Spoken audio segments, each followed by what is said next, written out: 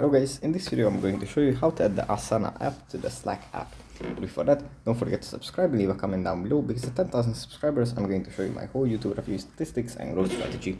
So without further ado, let's just jump right into it. First you have to open up the Slack app. And here it opens up in the home menu, where we have our channels, DMs and some tips. From here we just have to go into a channel. And then at the top, tap on Connect Apps. Here it's going to load a bit, but after it has loaded, you just have to scroll down, and under the AI-powered productivity section, you just have to tap on Asana.